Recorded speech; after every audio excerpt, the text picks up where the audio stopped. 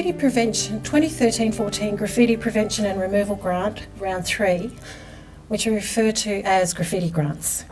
So, fund councils to partner with their community to develop and deliver graffiti prevention and removal projects to address local issues. There's $5,000 minimum of funding and up to $25,000, and there's a $10,000 cap on projects that involve project kit, so it could be anti-graffiti coating, paint out, or graffiti removal kits or vouchers. So in the case if you had a project where you wanted a contractor to do some clean-up and then you were going to give kits to, say, residents, that wouldn't have the limit of the $10,000, but you would be still limited to $10,000 for the kits part of that project. If you only do a project that is kit distribution, then that's capped at $10,000 completely. Okay. The objectives of the program are to encourage and support councils and communities to identify and develop options for graffiti prevention and removal. So the objectives of the grants are to assist councils and communities to improve the visual amenity of neighbourhoods through graffiti prevention and removal. And it's also to increase the sense of community confidence in the safety and security of public places.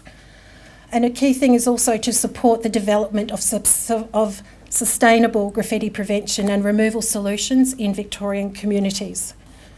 So to be eligible for a grant, you must be a Victorian council, and this is to ensure that the projects complement and help further local graffiti management plans. And your project, of course, must have a graffiti prevention and removal focus. You also, councils that is, not the community or Victoria Police members that are here, but councils must have community partners. That's a key aspect of the program, and it helps to ensure local community input. So councils can have one or multiple partners for a project, and you can also you have to have at least one, and you can have multiple partners, and you can also submit multiple applications. But all of the projects that you submit applications for must be standalone. So the funding for one project can't be dependent on the funding for another one, and you can't split large projects into smaller ones to get under that the maximum amount that can be requested. The partnership model is a key component of the Graffiti Grants program, and it helps to ensure that we have local community input. So this information, of course, is in our grants guidelines, and we also have frequently asked question document and other resources that are available on our website. One of the things to note about possible project partners, when we talk about local retailers and businesses, what we mean is local shopping strips, not big organisations like High Point or Myer or the such like. So regarding projects, especially with regards to public transport, if you're considering a project that's on or near the rail corridor, there are limits in access to the rail corridor for good reason, and what you really should do is contact the Community Crime Prevention Unit, and that's via the Graffiti at Justice email address, because Metro Trains Melbourne has a responsibility in terms of its franchise agreement, and not anybody can just go into the rail corridor and do clean-up. These are the types of projects, and once again this is in the grants document. It's types of projects that may be funded. They're indicative only, it's not an exhaustive list. And what I would say, I think the best thing is that if you have an idea for a project that doesn't seem to fit the sorts of the things that we have listed and that we discuss in our grants and frequently asked questions, once again, contact the Community Crime Prevention Unit via that Graffiti at Justice email address, and we can discuss it with you. There are 3 levels of responsibility. Councils have responsibilities as grant recipients, project partners have responsibilities, and we, the Department of Justice, has responsibilities as well. So if you're thinking about undertaking a graffiti grant project, these are the sorts of things that we will expect of you if you're successful in getting funding. You will have to enter into a funding agreement with the Department of Justice. You will have to ensure, if you're doing graffiti removal, that the appropriate permissions are obtained for graffiti removal from private property. And you would be aware that the Graffiti Prevention Act has a framework for councils that choose to remove graffiti from private property, and you have to adhere to the details within that. You also have to ensure that program branding is used on resources, and we'll provide you with electronic copies. Once you're successful, you'll have electronic copies of the branding and any information and advice that you need with regards to that.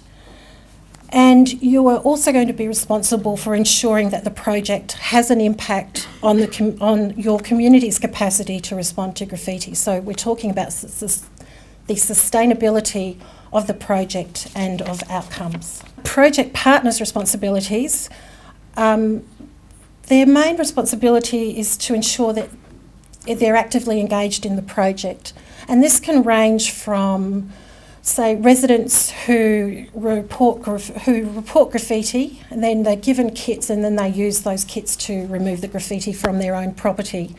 And it runs through a whole gamut to projects where the partners are young people and community groups which are designing and painting murals and helping to manage graffiti at hotspots. So, and of course you have to comply with regulations, occupational health and safety, certainly with regards to graffiti removal and the use of resources like trailers with murals if you're painting, traffic management issues if you're on a footpath, and also height issues if you're looking at a tallish building. What we're going to do, we'll be responsible for entering into that funding agreement with councils. We'll also monitor your project and support you to report on its success, and we'll make payments to you when you meet the requirements. And the two key requirements for a grant are you will have met requirements when you sign the funding agreement. So we'll release 80% of the funds to you at that point, and the final 20% will be released when we accept your final report. So the assessment process. As you can see there, applications have to be submitted by the 5th of August. The 2nd of August, 5 p.m. and the 2nd of August. Sorry about that. And we can't accept late applications. The online application system won't allow us to. So if it's not in by then, it won't be eligible to be assessed. And the second step will be DOJ undertaking assessments. And we may seek clarification from you about your application. At that point, you won't be able to provide any new information. What we'll ask is for you to, if we need, to clarify any information that you've already provided. The third step in the process is that a panel will review the applications and make recommendations to the Minister for Crime Prevention. In the last 2 rounds, that panel has included representatives from Municipal Association of Victoria, Victoria Police, Local Government Victoria, and the department itself. The fourth step, the Minister actually approves those recommendations, and then we announce the grant outcomes, and we advise successful and unsuccessful applicants. And if you are unsuccessful, we do provide feedback if you request it.